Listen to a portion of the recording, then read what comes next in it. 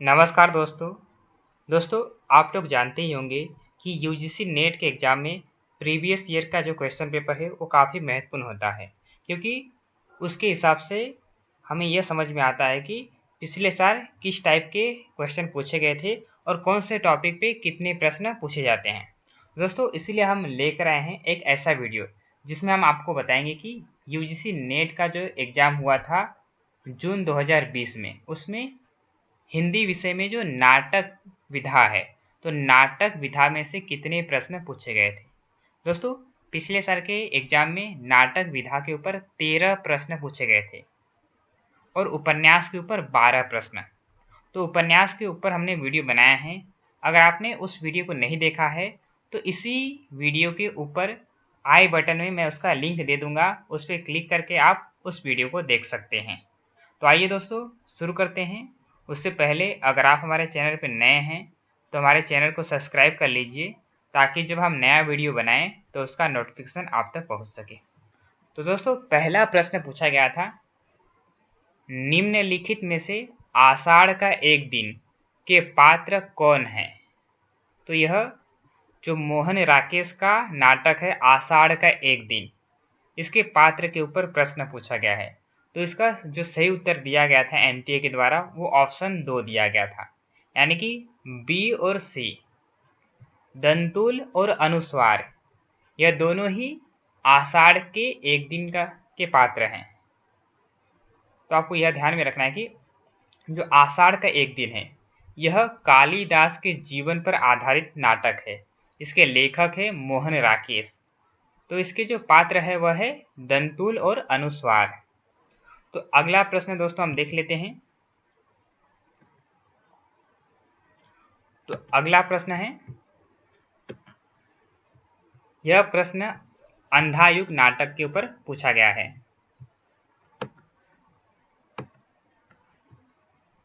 तो आप देख सकते हो यह, एक मिनट, अंधायुग नाटक के ऊपर पूछा गया है। अंधायुग के निम्नलिखित पात्रों को उनकी प्रमुख चारित्रिक विशेषताओं के साथ सुमेलित कीजिए। दोस्तों धर्मवीर भारती का अंधायुग नाटक काफी महत्वपूर्ण है। यूजीसी नेट और सेट के एग्जाम में इसके ऊपर हर एग्जाम में कम से कम 2 से 3 प्रश्न पूछे जाते हैं। आप खुद भी इस वीडियो में देख सकते हो। तो दोस्तों यह पूछा गया है कि जो अंधायुग नाटक है धर्मवीर भारती का, उनके जो पात्र है तो उनके पात्रों की चारित्रिक विशेषताएं पूछे गए हैं। आपको आपस में मिलान करना है। तो यहाँ पर कुछ पात्र दिए गए हैं और इनकी कुछ विशेषताएं दिए गए हैं, आपको आपस में मिलान करना है। जैसे कि पहला जो पात्र है युयुत्सु, तो इसकी विशेषता है सत्याग्रही। युयुत्सु जो कि दुर्योधन का भाई था और यह पांडवों के साथ युद्ध लड़ा था, यानी कि यह पांडवों के पक्ष में इन्होंने युद्ध लड़ा था। तो आपको यह बात ध्यान में रखना है कि युयुत्सु का जो चारित्रिक विशेषता है वह सत्याग्रही का है, यानी कि वह सत्य का साथ देता है। आप लोगों को पता होगा कि महाभारत के युद्ध में जो कौरव है, तो कौरव के जो 100 भाई थे, 100 में से एक भाई जिसका नाम था युयुत्सु, इसने पांडवों के पक्ष में युद्ध किया था, यानी कि यह पांडवों के साथ मिलकर अपने ही भाइयों के साथ इसने युद्ध किया था। तो यह सत्याग्रही था। इसकी एक चारित्रिक विशेषताएं हैं कि सत्य का साथ देने वाला। तो युयुत्सु इसकी चारित्रिक विशेषता है सत्याग्रही। दूसरा जो पात्र है दोस्तों वह है अश्वत्थामा। तो इसकी जो विशेषता है वह है पाश्विक प्रतिहिंसक। तो यह आपको पता होगा, अंधायुग नाटक आपने पढ़ा होगा तो उसका कथा वस्तु आपको पता होगा। इसकी विशेषता है कि पाश्विक प्रतिहिंसक, यह हिंसा लेने के लिए अपने पिता की मृत्यु और दुर्योधन की मृत्यु का जो प्रति हिंसा लेने के लिए यह पांडवों के शिविर में हमला करता है और उनके जो पुत्र है यानी कि पांडवों के पुत्रों की हत्या करता है। तो इसकी जो एक विशेषता है वह है पाश्विक प्रतिहिंसक, यानी कि पशु के समान हिंसा करने वाला, जानवरों के समान हिंसा करने वाला। यह किसकी विशेषता है? तो अश्वत्थामा की। दोस्तों अगली विशेषता है संजय की। तो संजय की क्या विशेषता है? तो संजय की विशेषता है कर्मलोक से बहिष्कृत तटस्य। तो संजय की एक विशेषता है कि कर्मलोक से बहिष्कृत तटस्य। तो संजय आपको पता होगा कि दुर्योधन के जो पिता थे उन्हें युद्ध का आंखों देखा हाल बताने वाला पात्र है संजय। और अगले जो पात्र है विदुर। तो विदुर की जो विशेषता है वह है संशयग्रस्त। तो विदुर की विशेषता है संशयग्रस्त। दोस्तों ये विदुर जो कि कौरव के एक मंत्री में आते थे और इन्होंने युद्ध में भाग नहीं लिया था। तो ये संशयग्रस्त इनकी एक विशेषता है। तो दोस्तों अगला प्रश्न हम देख लेते हैं। दोस्तों हम इसका थोड़ा स्पष्टीकरण भी ले रहे हैं ताकि अगर आपके एग्जाम में इनके ऊपर कुछ अलग से प्रश्न पूछ लिया जाए तो आप उनका भी उत्तर दे सको। तो इसलिए वीडियो थोड़ा लंबा हो सकता है, परंतु अगर आप वीडियो को पूरा देखोगे तो आपको इसका लाभ जरूर होगा। तो आइए दोस्तों अगला प्रश्न देख लेते हैं हम। दोस्तों यह भी प्रश्न जो है वह अंधायुग नाटक के ऊपर पूछा गया था। जैसे कि मैंने पहले ही कहा है कि अंधायुग नाटक यह काफ़ी महत्वपूर्ण नाटक है और यूजीसी नेट के एग्जाम में हर बार कम से कम 2 से 3 प्रश्न इस नाटक के ऊपर पूछे जाते हैं। तो दोस्तों यह पूछा गया है कि वस्तु विकास की दृष्टि से अंधायुग के अंकों का सही क्रम है। तो आप लोग जानते होंगे दोस्तों कि अंधायुग जो नाटक है इसमें 5 अंक थे। तो इन 5 अंकों को आपको क्रम से लगाना है, ऐसा प्रश्न पूछा गया है। तो इसका जो सही उत्तर है वह है ऑप्शन 3, यानी कि पहले आता है कौरव नगरी, फिर आता है पशु का उदय, फिर आता है अश्वत्थामा का अर्धसत्य, फिर आता है गांधारी का शाप, अंतिम है विजय एक क्रमिक आत्महत्या। तो यह इसका सही क्रम है। दोस्तों इसके ऊपर लगातार 2-3 एग्जाम में प्रश्न पूछे गए हैं। आप लोग 2019 और 2018 का जो क्वेश्चन पेपर देखोगे तो उसमें भी जो अंधायुग नाटक है उसके अंकों का काल क्रम से पूछा गया, यानी क्रम से पूछा गया है उसके ऊपर प्रश्न। तो आपको यह बात ध्यान में रखना है कि अंधायुग का जो नाटक के अंक है उसके क्रमों को आपको एकदम क्रम से याद कर लेना है। तो पहले आता है कौरव नगरी, फिर आता है पशु का उदय, फिर आता है अश्वत्थामा का अर्धसत्य, फिर आता है गांधारी का शाप और अंतिम है विजय एक क्रमिक आत्महत्या। और अंधायुग में 5 अंक है। तो आइए दोस्तों अगला प्रश्न हम देख लेते हैं। तो अगला जो प्रश्न पूछा गया दोस्तों यह जगदीश चंद्र माथुर के नाटकों के ऊपर पूछा गया है। तो जगदीश चंद्र माथुर के नाटकों के मुख्य स्वर हैं। तो इसका जो सही उत्तर है दोस्तों वह है ऑप्शन 3, यानी कि ए और सी। तो प्राचीन पात्र प्रसंगों द्वारा सामयिक समस्याओं का प्रकाशन। तो यह जगदीश चंद्र माथुर के नाटकों का एक मूल संवेदना या मूल स्वर है। प्राचीन पात्र प्रसंगों द्वारा सामयिक समस्याओं का प्रकाशन करना।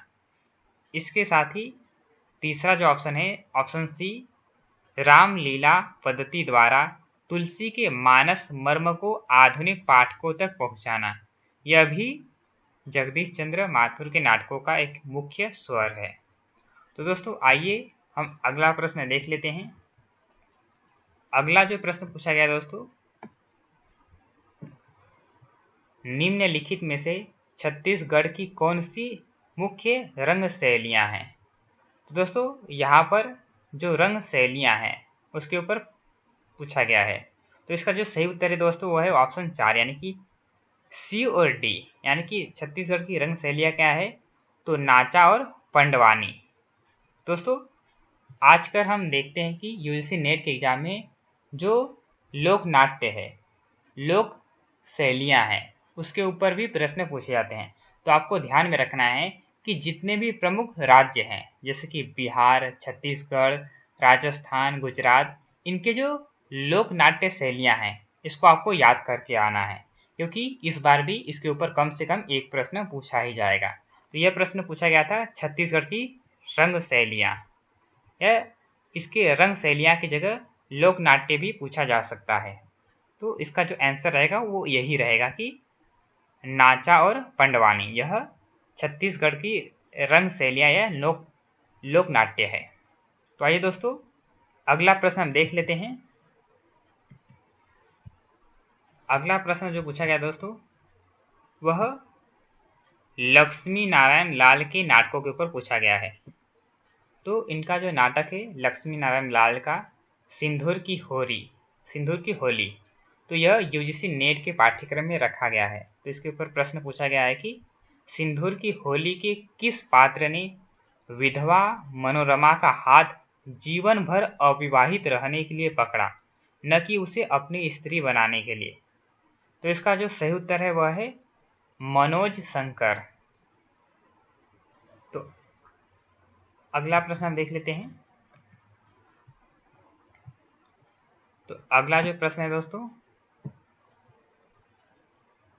समानांतर कथा प्रसंगों को लेकर लिखा गया नाटक है। तो प्रश्न पूछा गया कि समानांतर कथा प्रसंगों को लेकर, यानी कि दो कथाएं जिस नाटक में साथ साथ चलती है, तो इसको लेकर लिखा गया नाटक है एक और द्रोणाचार्य। तो दोस्तों यह नाटक भी यूजीसी नेट के पाठ्यक्रम में रखा गया है। आपको पता होगा कि एक और द्रोणाचार्य, इसमें दो कथाएं साथ में चलती है। एक कथाएं जो कि पौराणिक द्रोणाचार्य का है और दूसरा कथा जो है वह आधुनिक द्रोणाचार्य का, यानी कि इसके अंदर जो प्रोफेसर होता है उसकी कथा। तो दोस्तों यह जो नाटक है एक और द्रोणाचार्य वह शिक्षा व्यवस्था पर आधारित है। शिक्षा व्यवस्था में जो व्याप्त भ्रष्टाचार है उसके ऊपर लिखा गया ये नाटक है। तो आपको ध्यान में रखना है कि शंकर शेष इसके लेखक हैं। तो शंकर शेष का नाटक है एक और द्रोणाचार्य। यह नाटक में मुख्य रूप से दो जो कथानक है वो साथ साथ चलती है, यानी कि एक पौराणिक कथा और एक आधुनिक कथा, दोनों कथाएं साथ साथ चलती है।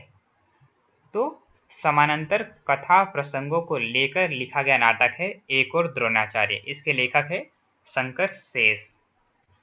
तो अगला जो प्रश्न देख लेते हैं दोस्तों, यह काफी महत्वपूर्ण प्रश्न है दोस्तों जयशंकर प्रसाद के जो नाटक है चंद्रगुप्त और स्कंदगुप्त, इसके ऊपर भी यूजीसी नेट के एग्जाम में हर बार कम से कम 2 प्रश्न पूछे जाते हैं।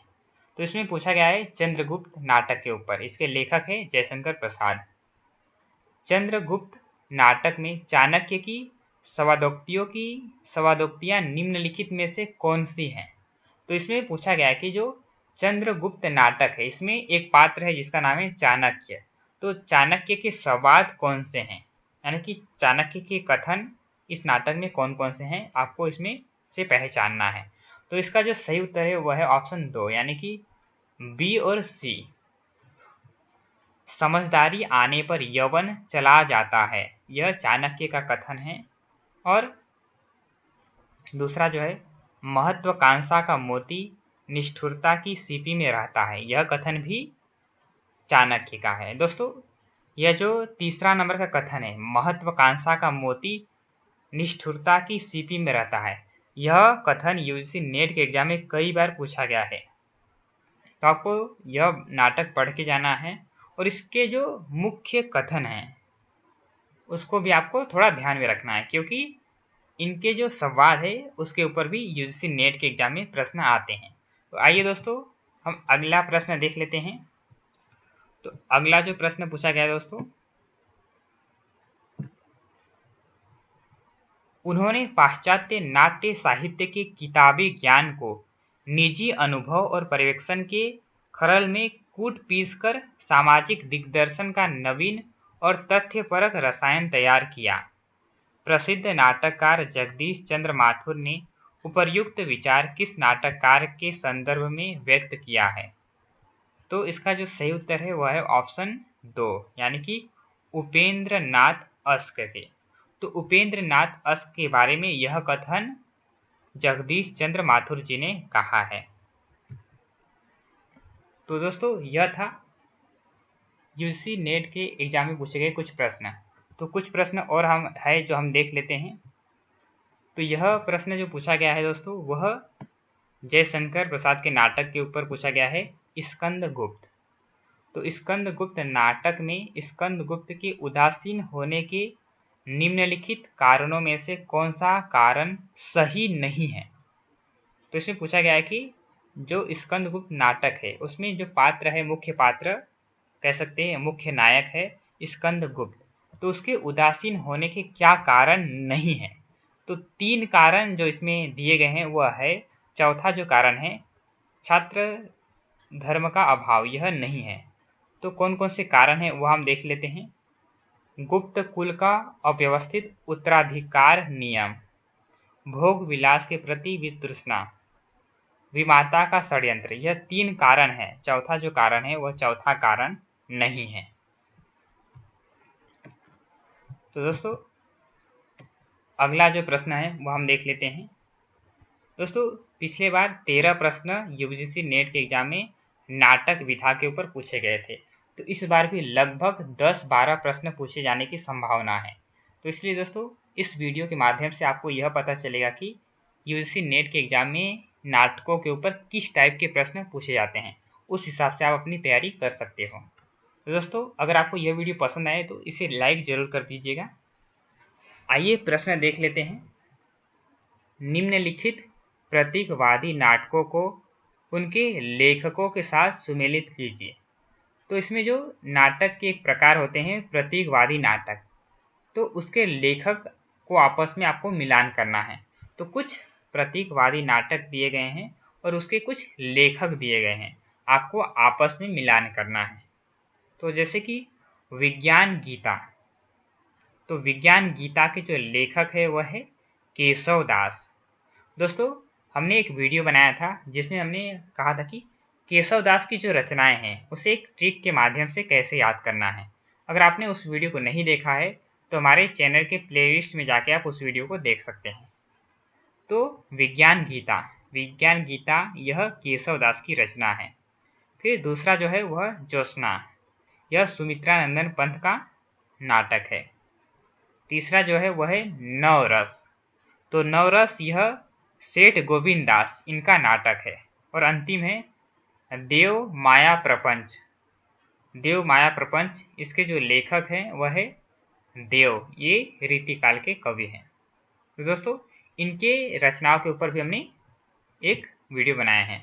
अगर आपने उस वीडियो को नहीं देखा है तो हमारे चैनल के प्लेलिस्ट में जाके उस वीडियो को देख सकते हैं।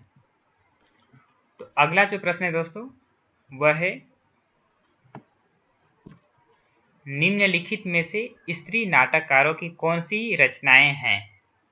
तो यह जो महिला नाटककार है उनके द्वारा लिखे गए नाटक कौन कौन से हैं यह आपको पहचानना है। तो इसका जो ऑप्शन 3 है वह सही, यानी कि बी और डी। बिना दीवारों का घर, यह मन्नू भंडारी का नाटक है जो कि काफी प्रसिद्ध है। तो बिना दीवारों का घर यह महिला नाटककारों के द्वारा लिखा गया है। उसके साथ ही नेपथ्य राग, यह भी महिला नाटककार के द्वारा लिखा गया है। तो अगला जो प्रश्न है वह पूछा गया है त्रिशंकु के नाटककार हैं। तो त्रिशंकु जो नाटक है उसके लेखक जो है वह है ब्रजमोहन शाह। तो ब्रजमोहन शाह ने यह नाटक लिखा है। दोस्तों यह था यूजीसी नेट के ऊपर पूछे गए नाटक विधा के ऊपर 13 प्रश्न। दोस्तों इससे पहले हमने उपन्यास के ऊपर देखे थे, तो उपन्यास के ऊपर 12 प्रश्न पूछे गए थे। अगर आपने उस वीडियो को नहीं देखा है तो हमारे चैनल के ऊपर आपको आई बटन मिलेगा, वहां पर क्लिक करके आप उन वीडियो को भी देख सकते हो। दोस्तों हमारा टेलीग्राम चैनल है जिसका लिंक मैं इसी वीडियो के नीचे डिस्क्रिप्शन में दे दूंगा, उसे भी आप ज्वाइन कर सकते हो। दोस्तों अगर आपको वीडियो पसंद आए तो वीडियो को लाइक कीजिए, चैनल को सब्सक्राइब कीजिए और दोस्तों के साथ शेयर कीजिए। धन्यवाद।